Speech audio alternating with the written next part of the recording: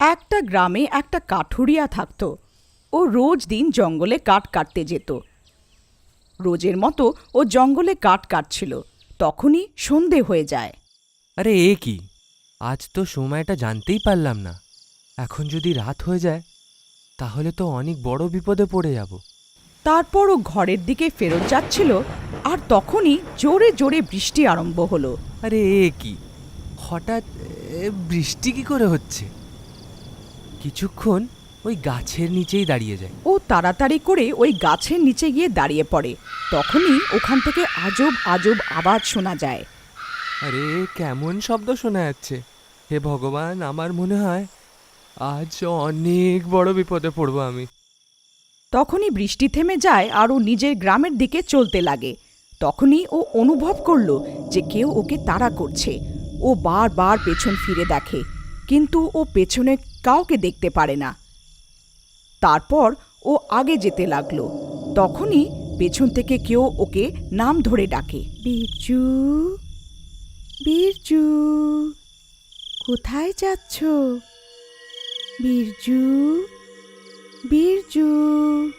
ও অনেক ভয় পেয়ে গেল আর আবার ফিরে দেখল, কিন্তু ওখানে কেউ ছিল না। তারপর ওর গ্রামের লোকেদের কথা মনে পড়ল। ওরা বলতো যে জঙ্গলে রাত হওয়ার পরে তোমাকে কেউ যদি পেছন থেকে ডাকে তো ঘুরে না দেখতে। হে ঠাকুর, আজকে তো অনেক বড় বিপদে পড়ে গেলাম। এখন যা কিছুই হয়ে যাক, আমি আর পেছনে ফিরে তাকাবো না।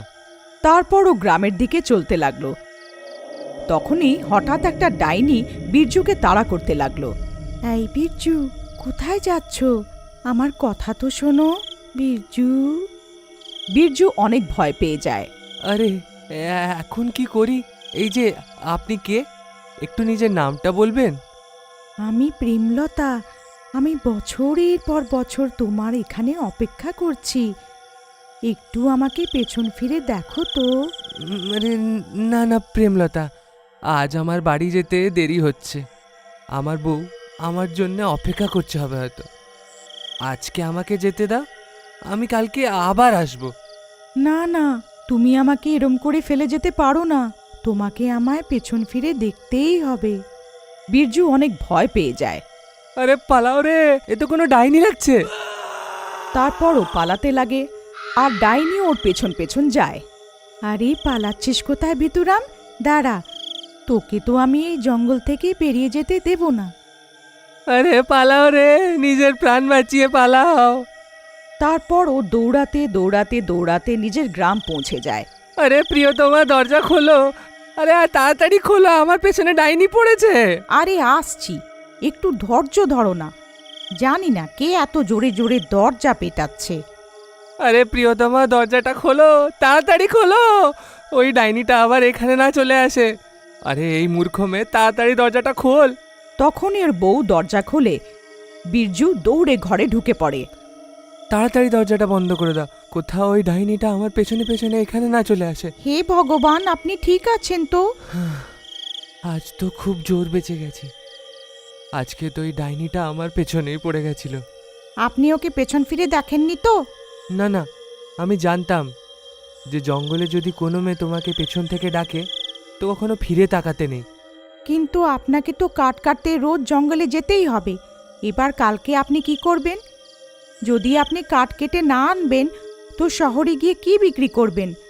আমার তো মনে হচ্ছে এই ডাইনির জন্য আমাদের খাবারই জুটবে না।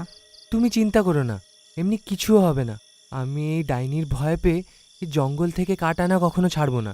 কিন্তু এই ডাইনি যদি কালকে আবার আপনার কিছু ক্ষতি করে তাহলে কি করবেন?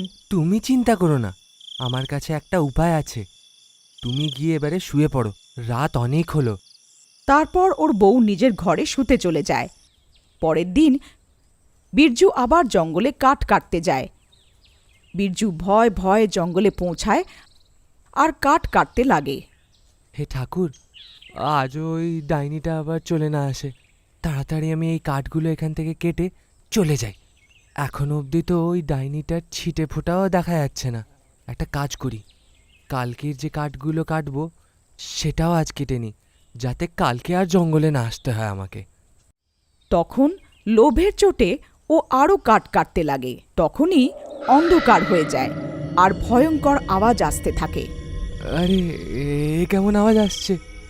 আমি বেশি লোভের জন্যে কোনো ভুল তো করে দিইনি। তারপর ও ভয়ের চোটে এদিক ওদিক দেখতে লাগে। রাজা বাবু, আপনি ফেরত এসে গেলেন? আমি কখন থেকে তোমার অপেক্ষা করছিলাম। কাল তো তুমি ভয় পেয়ে পালিয়ে গেছিলে। আমি তো ভাবলাম তুমি আর ফেরতই আসবে না। কে কে ওখানে? এখনই আমার সামনে এসো। তারপর ওর ডাইনির কথা মনে পড়ল। আরে না না, দাঁড়াও, সামনে এসো না। তোমার যা দরকার আছে ওইখান থেকেই বলে দাও। তখনই ওই ডাইনি ওখানে চলে আসে। আরে বাপরে, এ তো ডাইনি। বীরজু ওই ডাইনির দিকে পেছন ফিরিয়ে দাঁড়িয়ে পড়ে, আর ডাইনি ওখানে চলে আসে। রাজা বাবু, তুমি কেমন আছো? কালকে তুমি আমার থেকে ভয় পেয়ে পালিয়ে কেন গেছিলে? একটু আমাকে পেছন ফিরে দেখো তো। আরে না না ডাইনি, আমি আপনাকে পেছনে ফিরে দেখতে পারবো না। যদি আমি পেছনে ফিরে আপনাকে দেখি তো আপনি আমাকে প্রাণে মেরে দেবেন। আরে আমাকে ক্ষমা করে দাও আর আমাকে এখান থেকে যেতে দাও। আজ তো তোমাকে আমায় পেছন ফিরে দেখতেই হবে, না হলে আজকে আমি তোমাকে কোথাও যেতে দেব না। আমার লাগছে আজকে এই ডাইনিটা আমাকে এখান থেকে আর যেতে দেবে না। এবার কি করি আমি?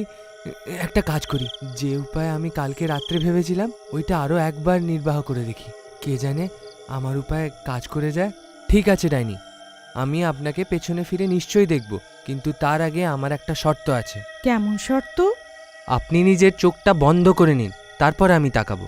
আচ্ছা, তো রাজাবাবু আমার থেকে লজ্জা পাচ্ছে।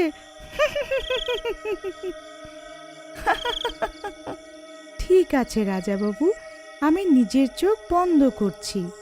তারপর ডাইনি নিজের চোখ বন্ধ করলো।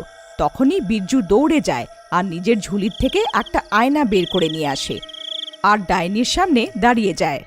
ডাইনি ডাইনি, দেখো আমি তোমার সামনেই দাঁড়িয়ে আছি, এবার তুমি নিজের চোখটা খুলতে পারো। তখনই ডাইনি নিজের চোখটা খোলে আর আশ্চর্য হয়ে যায়। ও নিজের সামনে আরেকটা ডাইনিকে দেখতে পায়। আরে কে তুই? এ আমার ফাঁদে পড়েছে, তুই একে ছেড়ে দে। তারপর ওই ডাইনি নিজের প্রতিফলনাকে ভয় পাওয়ানোর চেষ্টা করে।